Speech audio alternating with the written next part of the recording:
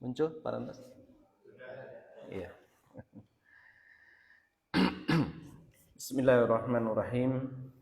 Assalamualaikum warahmatullahi wabarakatuh.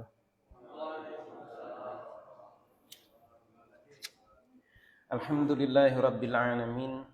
Wassalatu wassalamu ala asyrafil anbiya'i wal mursalin wa ala alihi washabbihi ajmain.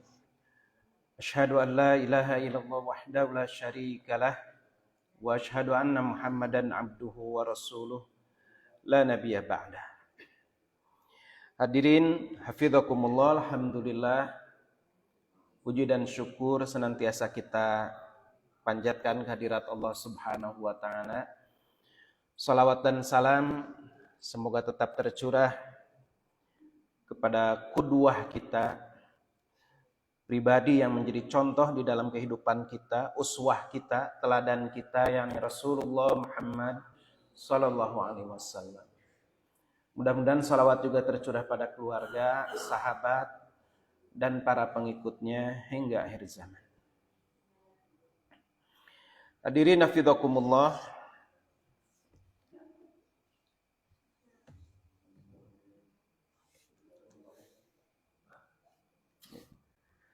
setelah kita di pertemuan sebelumnya mengulas tentang ringkasan dari kekhalifahan Bani Abbasiyah, sekarang kita coba perinci ya, dalam pertemuan ini lebih diperinci. Kita mulai dari bagaimana sejarah atau proses berdirinya kekhalifahan Bani Abbasiyah.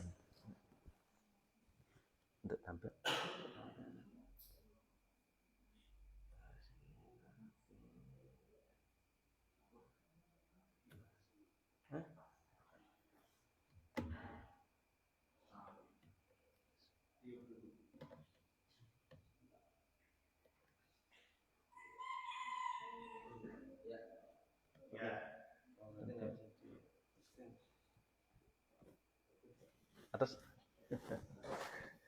Ya, jadi sekarang kita akan mulai masuk materi yang pertama dari pembahasan kekhalifahan Bani Abbasiyah ini adalah tentang bagaimana sejarah berdirinya kekhalifahan Bani Abbasiyah ini.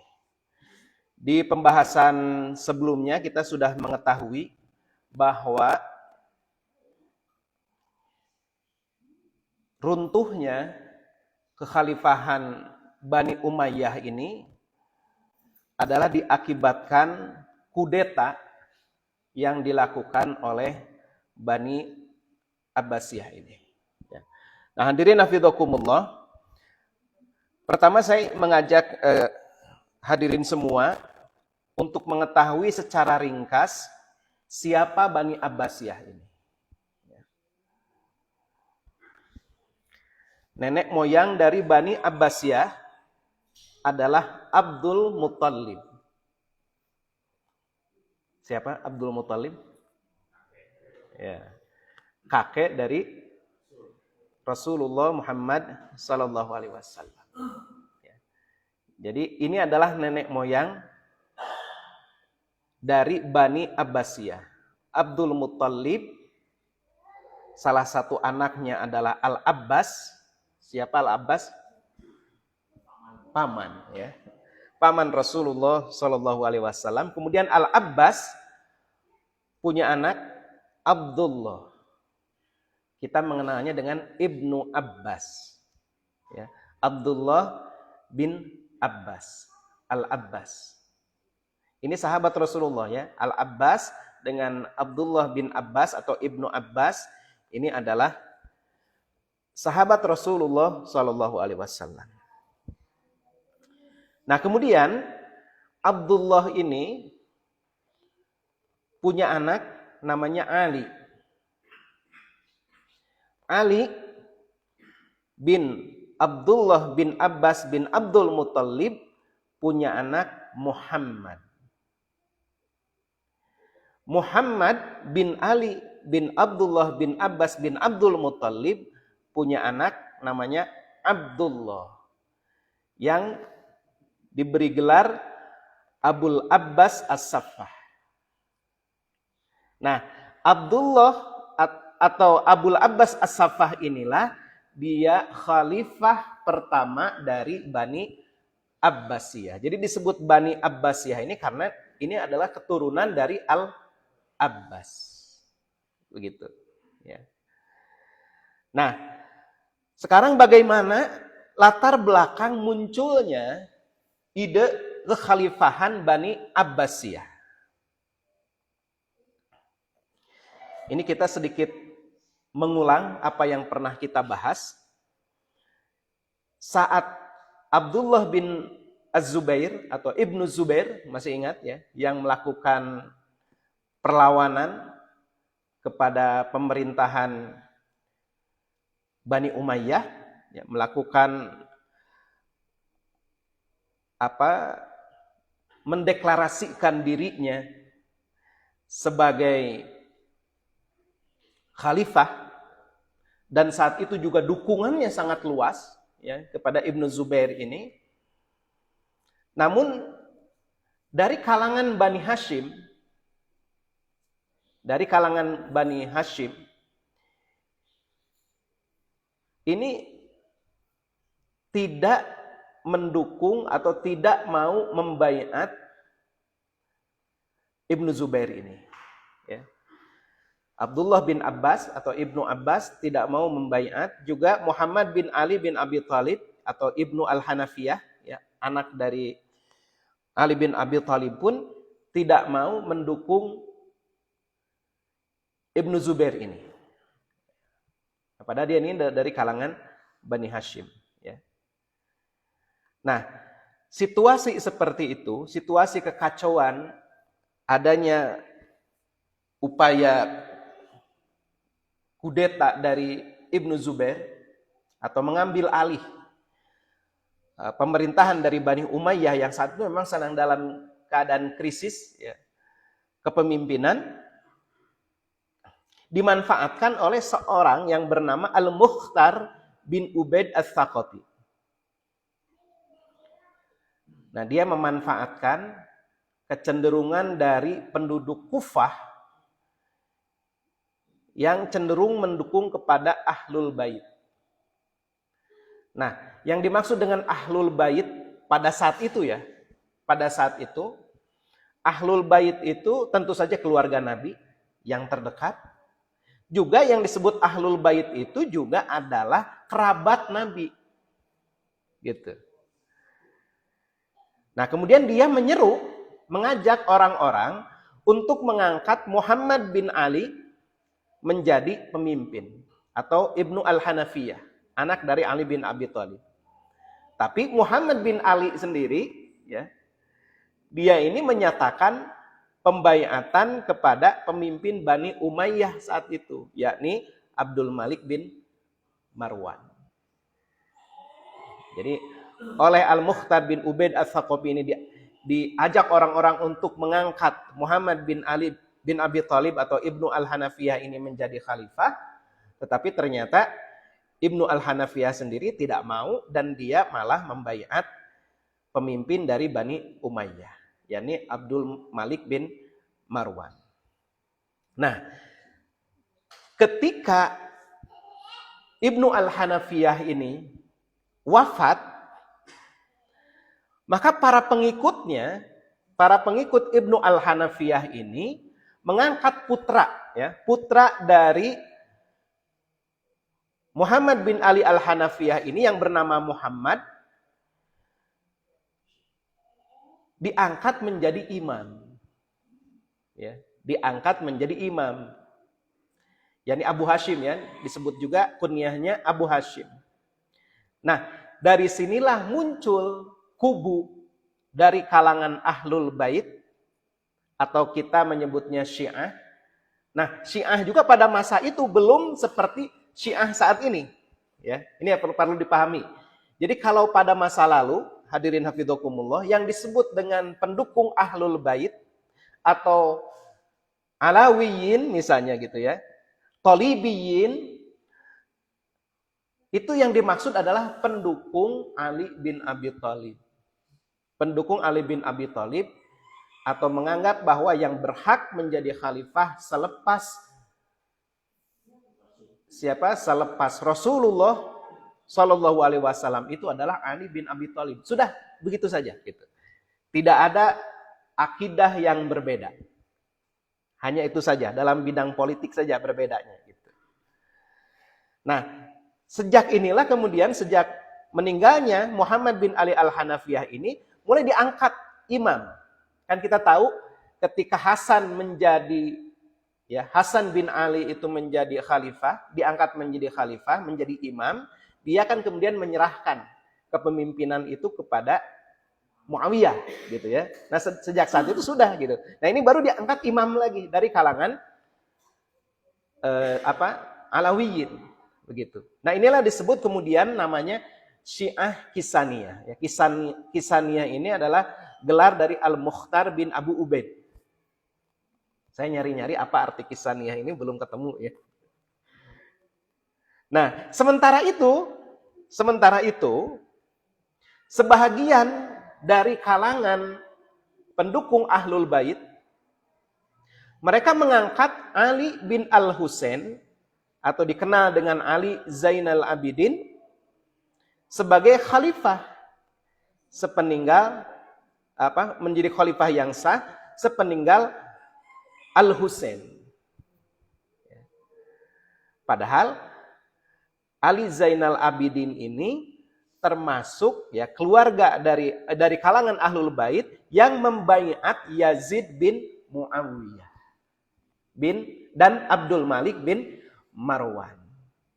Nah, ini kemudian disebut dengan Syiah Imamiyah. Jadi orang yang mengangkat atau menganggap Ali Zainal Abidin ini sebagai imam, itulah yang disebut kemudian dengan Syiah Imamiyah. Ini Syiah Imamiyah di masa itu ya, karena Syiah Imamiyah berikutnya itu sudah kemudian akidahnya berbeda gitu dengan kalangan Sunni. Jadi sudah muncul nih, ada Syiah yang dipimpin oleh Al-Mukhtar bin Abu Ubaid. Ada Syiah yang dia ini menganggap Ali Zainal Abidin sebagai imam, sebagai khalifah ya dari kalangan Ahlul Bait. Nah, setelah Ali Zainal Abidin wafat, mereka kemudian meyakini dari kalangan Syiah Imamiyah ini mengangkat Muhammad Al-Baqir yang berhak untuk menggantikan ayahnya. Tapi di antara mereka juga ada yang mendukung Zaid bin Ali bin Al-Husain. Nah, ini yang kemudian disebut dengan Syiah Zaidiyah. Jadi sejak awal Syiah ini sudah pecah gitu ya. Ada Syiah Kisaniyah, ada Syiah Imamiyah, ada Syiah Zaidiyah. Nah, ini dari sini saja kita tahu gitu ya, bahwa penentuan ini masalahnya masalah politik saja gitu, bukan masalah akidah awalnya, pada masa awalnya gitu. Kemunculan Syiah ini gitu. Nah, hadirin hafidhakumullah, Abu Hashim bin Muhammad bin Ali bin Abi Thalib ya,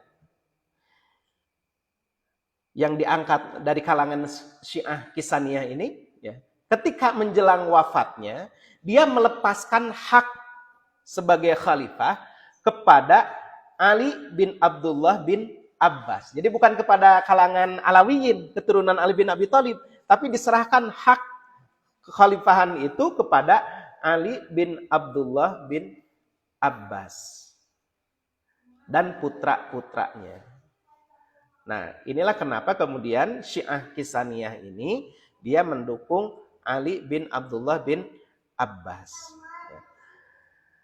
Nah, setelah Ali, ya ini dipercepat, Ali bin Abdullah bin Abbas ini wafat, kepemimpinan Syiah Kisaniyah ini dialihkan kepada Muhammad bin Ali bin Abdullah bin Abbas. Jadi ini dari kalangan Syiah Kisaniyah ini, dia bukan mengangkat dari keturunan Ali, bukan Syiah Imamiyah gitu. Syiah Imamiyah yang mengangkat dari keturunan Ali. Ya kemudian juga berbeda, ada Syiah Zaidiyah, ada Syiah Imamiyah. Nanti Syiah Imamiyah itu pada perkembangannya mereka ini menganggap bahwa kalangan imam dari kalangan Syiah itu ada 12. Sedangkan Syiah Zaidiyah menganggap imam dari kalangan Syiah itu ada 7. Ya berhenti sampai imam yang ke-7 begitu. Nah, kita sekarang fokus kepada Muhammad bin Ali bin Abdullah bin Abbas. Ya. Dari sinilah pertama kali muncul ide kekhalifahan ya dari kalangan Abbasiyah ini. Jadi harus berdiri kekhalifahan, ya, pengambil alihan kekuasaan, pemindahan kekuasaan dari Bani Umayyah kepada Bani Abbasiyah atau kalangan Ahlul Bait. Nah, ini Ahlul Baitnya dalam arti keluarga Nabi, yang dimana Abbas ini dianggap, Bani Abbas ini dianggap sebagai keluarga Nabi. Begitu. Ya. Nah, Muhammad bin Ali bin Abdullah bin Abbas ini memiliki pandangan bahwa pemindahan kekuasaan, nah ini saya kasih warna berbeda nih ya, pemindahan kekuasaan dari suatu dinasti kepada dinasti lain haruslah didahului dengan kesiapan mental dan pemikiran umat yang matang. Jadi kalau mau mengambil alih kekuasaan gitu, itu harus dipersiapkan dulu masyarakatnya. Ada dukungan dari masyarakat, kesiapan mental dan pemikiran masyarakat mendukung kepada ide ya dari orang yang akan mengambil kekuasaan itu. Nah, inilah munculnya gerakan pertama kalinya, adanya gerakan. Kalau saya sendiri sih jadi ingat kepada Hizbut Tahrir gitu ya. Karena Hizbut Tahrir kan gitu ya, bahwa pengambil alihan kekuasaan itu diawali dengan tahapan taskif ya, taskif. Kalau ini saya pernah baca aja gitu ya, bukan saya Hizbut Tahrir ya. Jadi ada marhalah taskif, ada tahapan kita tuh menyebar dulu pemahaman. Makanya kan Hizbut Tahrir kan begitu ya. Setiap waktu pokoknya dalam situasi apapun, problema apapun, selalu dia fokus kepada penyebaran ide harus tegaknya khilafah kan begitu ya. Nah, marhalah taskif. Kemudian setelah itu, setelah marhalah taskif, tafaul ma'al ummah, berinteraksi dengan masyarakat ya. Setelah itu pengambil alihan kekuasaan begitu ya. Entah apakah juga terinspirasi oleh ini gitu ya, Hizbut Tahrir wallahu a'lam. Nah, kalau tidak begitu, maka akan gagal. Kata Muhammad bin Ali bin Abdullah bin Abbas. Lalu apa yang dilakukan oleh Muhammad bin Ali ini? Dia kemudian merekrut para juru dakwah. Jadi menyiapkan menyiapkan struktur, ya, menyiapkan struktur gitu, gerakan. Muhammad bin Ali bin Abdullah bin Abbas ini dia menyeru kepada pendukungnya untuk membentuk dan merekrut juru dakwah yang kemudian dikirim ke berbagai wilayah untuk menyeru kepada masyarakat. Nah, ide yang dibawanya itu adalah bahwa kepemimpinan itu adalah hak dari Ahlul Bait.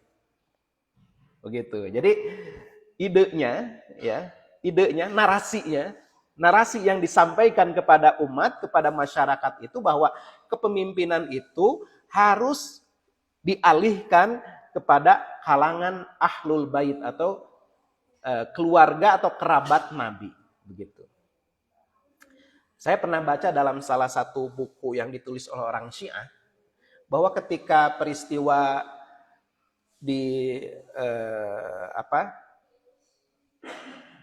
muncul gitu, bahwa yang berhak menggantikan Rasulullah itu adalah dari kalangan kaum kerabatnya. Ya, walau alam ya. Tapi saya belum menemukan riwayatnya gitu. Nah, mereka ini melakukan sembunyi-sembunyi dengan diam-diam gitu. Nah, gerakan ini hadirin hafidzakumullah ternyata mendapatkan sambutan di wilayah Kufah dan Khorasan. Ya. Ini wilayah yang paling kondusif untuk menyebarkan gagasan tentang kepemimpinan dari kalangan Ahlul Bait. Nah, Kufah ini kan seperti yang tadi di awal saya sampaikan, dia adalah basis pendukung dari kalangan Ahlul Bait ya, pendukung kalangan Ahlul Bait, terutama Ali bin Abi Thalib, mengidolakan Ali bin Abi Thalib begitu. Ya, penduduk Kufah itu. Kemudian Khorasan di sini ya, Ahlul Bait itu mudah diterima karena penduduk Khorasan itu ya, dulunya kan di bawah kekuasaan Persia, terbiasa dengan sistem kekuasaan yang turun-temurun. Jadi ketika disampaikan bahwa kepemimpinan itu harus diambil alih oleh kalangan Ahlul Bait atau orang-orang yang dekat dengan Rasulullah, itu langsung diterima ide itu. Karena memang mereka terbiasa ya dalam sistem kekuasaan yang turun-temurun ya di kalangan keluarga kerajaan begitu. Nah, sementara itu juga kenapa mendukung ide ini? Karena memang penduduk Khorasan pada saat itu merasa diperlakukan tidak adil oleh Bani Umayyah. Karena mereka ini bukan kalangan bangsa Arab gitu. Merasa tersisihkan orang-orang Khorasan ini. Maka gerakan ini ya, upaya pemindahan kekuasaan ini langsung disambut gitu. Mereka berharap mereka akan memperoleh nasib yang lebih baik gitu, lebih baik. Ya. Nah, hadirin hafidzakumullah, jadi Bani Abbasiyah ini berawal dari pergerakan rahasia. Bani Abbasiyah ini. Dan dibentuk struktur yang rahasia begitu. Ya. Di Kufah, pergerakan Bani Abbasiyah ini dikendalikan oleh seorang yang bernama Maisarah. Dia adalah pendukung dari Ali bin Abdullah bin Abbas. Sementara di Khorasan, pergerakan ini dipimpin oleh Muhammad bin Khunais dan Abu Ikrimah As-Siraj. Ada 12 anggota. Ya. Sulaiman bin Kathir al-Khuzai, Malik bin Haytham al-Khuzai, dan seterusnya. Ya. Ada 12 anggota. 12 pemimpin. Kemudian dipilih juga 70 orang da'i. Jadi ini da'i khusus ya, yang bertugas untuk menyebarkan ide pengambil alihan kekuasaan. Nah, disebutkan dalam buku-buku tarikh itu bahwa fase pergerakan dari Bani Abbasiyah ini ya terdiri dari 2 fase. Fase yang pertama adalah penyebaran da'i ke berbagai wilayah. Kemudian apa? Menciptakan opini umum di masyarakat ya, agar menentang Bani Umayyah dan mendukung tadi narasinya, mendukung berdirinya negara yang dipimpin oleh Ahlul Bait. Begitu. Nah, kemudian mereka memfokuskan gerakan di Khorasan ya. Di Khorasan itu dengan apa? Mempropagandakan harus ada keadilan, harus ada kesetaraan antar warga Arab dan non-Arab. Jadi saya bisa katakan bahwa Bani Abbasiyah ini murni gerakan politik. Ya, murni gerakan politik. Idenya adalah mengambil alih, kudeta, dengan jalan mengangkat senjata. Ini dilakukan pada fase kedua. Gitu. Jadi mendeklarasikan pemberontakan bersenjata gitu kepada pemerintahan yang sah, kepada kekhalifahan yang sah. Begitu. Nah, ini waktu itu kepemimpinan ya berada di tangan Al-Imam, ya sebutannya imam, yaitu Ibrahim bin Muhammad bin Ali. Nah, nanti Al-Imam ini, Ibrahim bin Muhammad bin Ali ini menyerahkan komando ketika melakukan kudeta ini kepada Abu Muslim Al-Khurasani. Ini orang Khurasan, ya. Nah, ini penduduk Khurasan itu semakin kuat dukungannya gitu, karena yang diangkat menjadi komandan perang itu adalah orang Khurasan, begitu. Nah, berikutnya mulailah mereka mendeklarasikan revolusi, kudeta. Ya. Nah, sementara itu Bani Umayyah, orang-orang Arab sedang berpecah belah. Ya, sudah kita bahas ya di pertemuan sebelumnya. Nah, waktu itu ketika Abu Muslim Al-Khurasani ini ya, datang, Nasr bin Sayyar, ya kepala daerah Khurasan, pemerintahan Bani Umayyah, kemudian berusaha minta bantuan kepada Khalifah Marwan bin Muhammad bin Marwan. Tetapi ya tidak sempat, Khalifah ini tidak sempat menurunkan bantuannya gitu. Karena apa? Karena Khalifah sendiri sedang sibuk menghadapi berbagai macam perlawanan-perlawanan, kudeta ya, pemberontakan-pemberontakan di beberapa wilayah gitu. Di wilayah Irak, di wilayah Syam, di wilayah Mesir, dan di wilayah-wilayah yang lainnya. Begitu.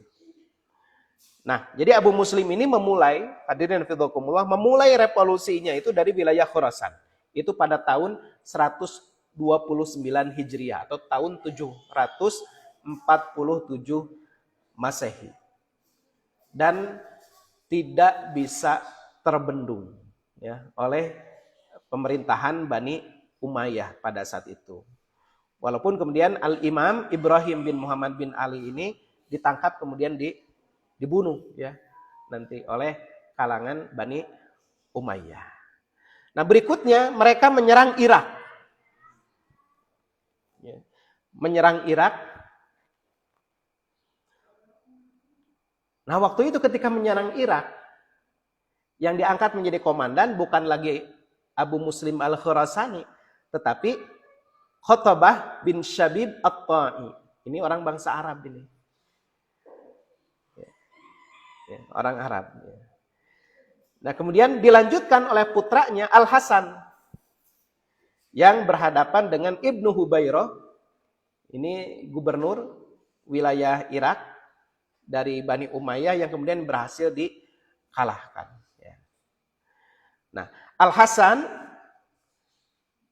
menduduki Kufah ini pada bulan Rabiul Awal 132 Hijriah. Ada yang menyebutkan ya 22 Oktober 749 Masehi. Lalu menyerahkan kepemimpinan kepada Abu Salamah Al-Khalal. Dia ini diberi gelar Wazir Ali Muhammad ya. Pembantu atau menteri keluarga Muhammad. Maksudnya Muhammad Sallallahu Alaihi Wasallam. Nah, pada awalnya Abu Salamah Al-Khalal ini, ya, dia akan berupaya mengalihkan ya, kekhalifahan atau kepemimpinan kepada kalangan Alawiyin.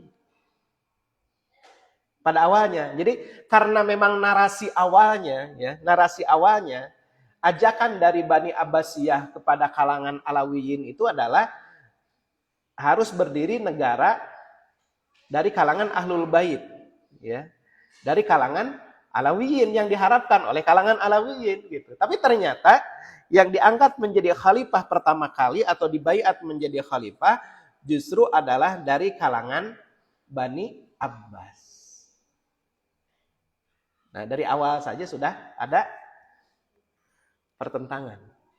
Dan nanti kita akan lihat ya, hadirin hafizakumullah, sepanjang pemerintahan Bani Abbasiyah itu lebih sering terjadi pertikaian. Ya, bahkan di awal itu sudah langsung terjadi pertikaian di dalam gerakan itu. Gerakan yang melakukan kudeta itu, saling membunuh di antara mereka.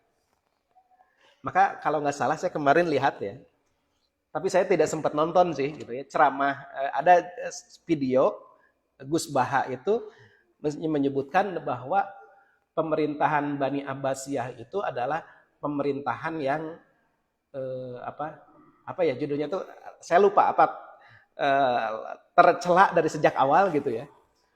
Jadi sudah memang tercela dari sejak awal gitu. Karena apa? Memang dia ini hasil kudeta gitu ya kepada pemerintahan yang sah. Ya, kudetanya kudeta berdarah kan begitu, ya.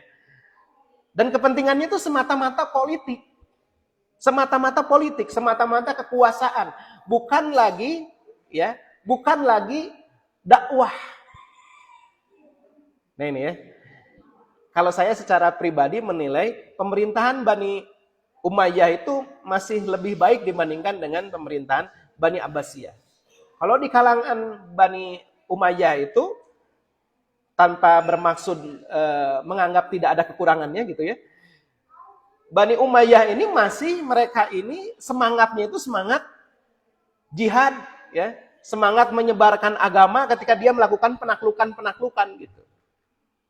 Maka sebagian besar wilayah kaum muslimin itu ditaklukkan pada masa Bani Umayyah.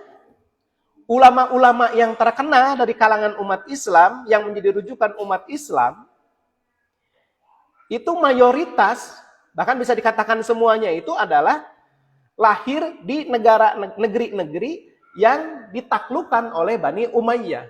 Imam Bukhari ya, yang lahir di Bukhara, itu negeri itu dikuasainya bukan pada masa Bani Abbasiyah, tetapi pada masa Bani Umayyah.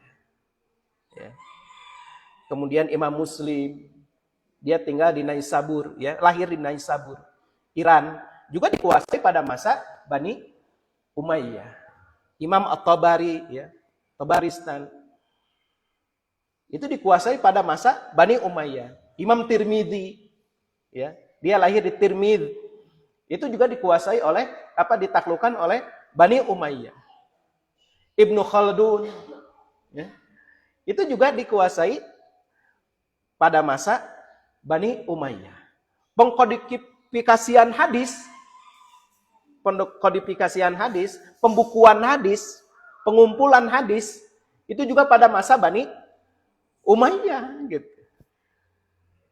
Maka kalangan Syiah itu tidak mau menerima hadis-hadis di kalangan Sunni. Ya sebetulnya ya, walaupun mereka juga percetakan Syiah juga mencetak ya hadis Bukhari itu untuk mengelabui kita saja supaya mereka tidak disangka Syiah gitu. Mereka itu nggak mengakui hadis Bukhari, hadis Muslim, ya. Bahkan mereka menganggap Abu Hurairah itu tokoh fiktif. Sahabat Abu Hurairah itu tokoh fiktif gitu. Kebayang kalau Abu Hurairah disebut sebagai tokoh fiktif, mayoritas hadis-hadis yang ada itu adalah kebanyakan riwayat Abu Hurairah gitu. Dan Syiah itu hanya mengakui hadis-hadis dari kalangan yang diriwayatkan dari kalangan imam. Dan mereka ini tidak memperhatikan sanad rawi. Kita kan ada pembagian ya. Ada sanadnya, ada rawinya. Ya. Diperhatikan matannya seperti apa gitu ya. Ada penilaian terhadap ini hadis gitu ya. Ini hadis munqati dan lain sebagainya. Itu nggak dikenal di kalangan Syiah itu. Dan mereka kemudian juga berusaha untuk menjelek-jelekan Bani Umayyah. Ciri khas Syiah itu menjelek-jelekan Bani Umayyah. Padahal ya jasa terlepas dari ada juga kekurangannya, jasa dari Bani Umayyah ini luar biasa. Gitu. Pada perkembangan Islamnya, penyebaran Islam. Gitu. Nah, jadi kembali lagi ke sini. Abul Abbas As-Saffah inilah yang kemudian dia dibaiat menjadi khalifah. Ini khalifah pertama ya. Abul Abbas As-Saffah ini khalifah pertama dari kalangan Bani Abbasiyah. Dibaiat pada hari Kamis 13 Rabiul Awal 132 Hijriah atau 3 November 749 Masehi. Nah, lalu Abul Abbas As-Saffah ini ya atau memimpin atau memerintahkan agar pemerintahan yang baru berdiri ini betul-betul membersihkan unsur-unsur Bani Umayyah. Maka terjadi peperangan besar yang menandai runtuhnya Bani Umayyah, yaitu pertempuran Az-Zab. Ya. Ini nama sungai ya, Zab ini. Ini Az-Zab ini nama sungai cabang dari sungai Tigris. Ya. Nah, Khalifah Marwan waktu itu, Khalifah Marwan kedua, memimpin pasukan menuju Mosul. Kemudian Abul Abbas As-Saffah menugaskan Abdullah bin Ali, ini pamannya, ya, Abdullah bin Ali ini untuk memimpin pertempuran. Terjadilah pertempuran besar di Sungai Zab. Pasukan khalifah yang jumlahnya lebih banyak, ya, lebih banyak, 120.000 personil, ternyata dapat dikalahkan oleh 20.000 personil dari pasukan Abbasiyah ini. Nah, dengan begitu kemudian betul-betul kekuatan Bani Umayyah ini runtuh, apalagi Khalifah Marwan sendiri kemudian bisa dibunuh, ya. Dibunuh pada bulan Dzulhijjah 132 Hijriah atau 5 Agustus 750 Masehi. Nah, itu hadirin hafizakumullah, ya. Bagaimana proses tumbuhnya atau berdirinya Bani Abbasiyah. Ya. Seperti yang pernah kita bahas, ya, Bani Abbasiyah ini kemudian sanggup bertahan ya sekitar 5 abad. Ya, berikutnya itu bertahan 5 abad kemudian nanti runtuh oleh kekuasaan Mongol, ya, kekuasaan Mongol. Ya. Nah, hadirin hafizakumullah, itu saja yang dapat saya sampaikan. Aku qouli hadza wa astaghfirullahu li wa lakum. Assalamualaikum warahmatullahi wabarakatuh.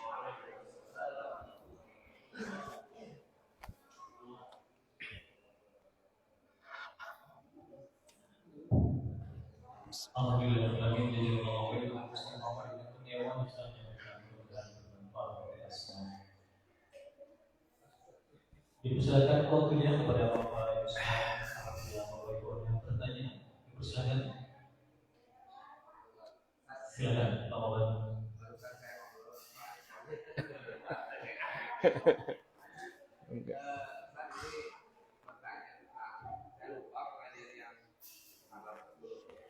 Itu yang pertama kali timbulnya orang Turki, itu yang masuk ke Islam itu yang kekuatan besar itu di zaman Bani Abbasiyah atau di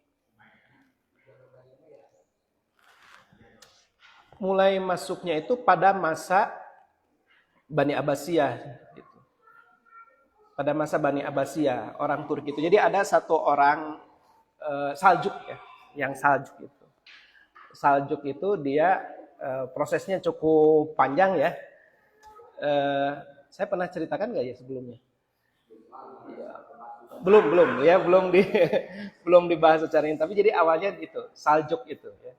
Saljuk dia masuk Islam, lari kan ketika dia dikejar oleh salah satu pemimpin, ya, di wilayahnya gitu. Dia melarikan diri, kemudian akhirnya dia di sana mendirikan kekuatan tersendiri yang kemudian tumbuh menjadi sebuah kerajaan, begitu. Seperti itu. Tapi wilayah-wilayah wilayah-wilayah tadi, ya, di mana yang menjadi tempat tinggal, ya, dari Saljuk ini adalah wilayah-wilayah yang ditundukkan oleh Umayyah, Bani Umayyah, gitu. Bukan oleh Bani Abbasiyah. Bani Abbasiyah ini sedikit sekali melakukan penaklukan. Bahkan bisa dikatakan hampir tidak ada, gitu. Hampir tidak ada melakukan penaklukan. Peperangan-peperangan ada, tapi penaklukan yang dalam arti penyebaran, ya, penyebaran Islam itu ada tapi sedikit sekali. Itu dibandingkan Bani Umayyah, begitu.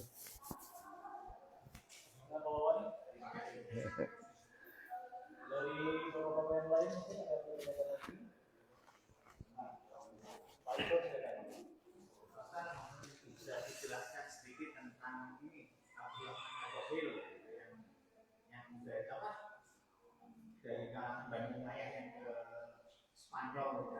Oh iya, ya. Jadi itu ketika masa pemerintahan Al-Walid bin Abdul Malik. Khalifahan Bani Umayyah Al-Walid bin Abdul Malik. Jadi dia melakukan, yaitu futuhat. Ya. Jadi futuhat pada masa kekhalifahan Al-Walid bin Abdul Malik itu sampai ke 4 penjuru gitu ya kan. Ke 4 penjuru. Ke wilayah ke wilayah apa namanya tadi? Andalusia, ya, ke wilayah Andalusia, ke wilayah Transoxiana, Uzbekistan kayak gitu. Kemudian ke wilayah Sind itu Afghanistan, kemudian Pakistan, sampai ke wilayah Cina gitu, sampai ke wilayah Cina. Nah dari situ awalnya, jadi dia kemudian karena menguasai Afrika Utara ya, menguasai Afrika Utara pada tahun berapa ya? Saya lupa ya tahun hijriahnya. Saya lupa tahunnya, cuman dikuasai Afrika Utara. Tapi walaupun nanti itu kan Uqbah bin Nafi ya, Uqbah bin Nafi itu juga melakukan komandan, salah satu komandannya itu kemudian menyebar ya, terus menguasai wilayah, melakukan futuhat secara cepat di wilayah Afrika Utara gitu. Tetapi kemudian dia pun bisa terbunuh oleh orang-orang Berber di Afrika Utara itu. Ya. Karena demikian bersemangatnya gitu Uqbah bin Nafi ini melakukan futuhat. Jadi belum kokoh di wilayah satu wilayah yang dikuasainya, dia sudah melakukan futuhat ke wilayah lain. Itu dimanfaatkan oleh kalangan Berber itu. Berber itu sebutan untuk bangsa yang ada di Afrika Utara yang mereka ini tidak berbahasa Arab gitu. Pada awalnya ya, pada awalnya tidak berbahasa Arab. Barbar ya, barbar. Orang Romawi juga ada menyebut istilah barbar.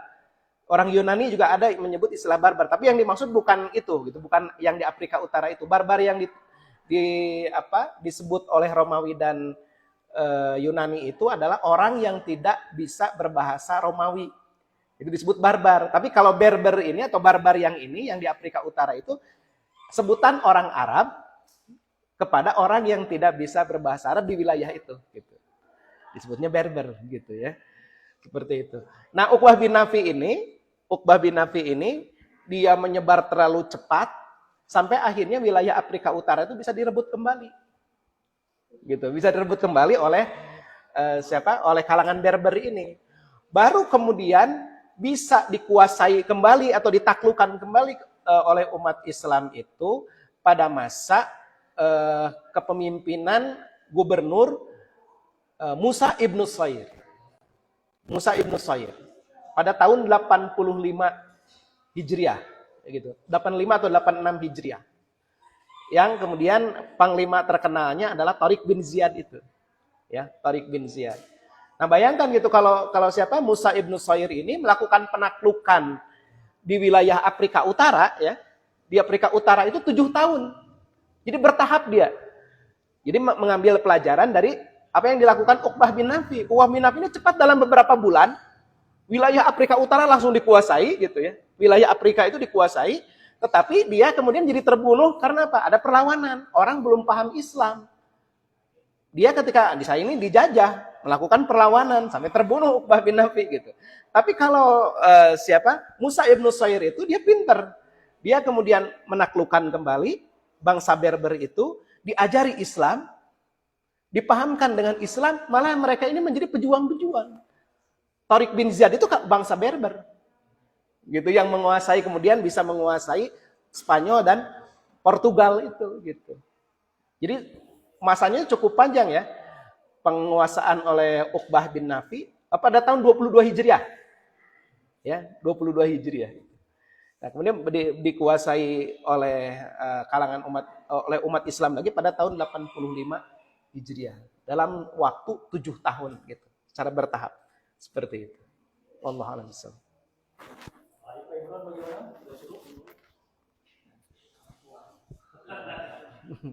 Dari bapak yang lain, satu lagi ada pertanyaan. Ini lagi ada pertanyaan. Sudah cukup?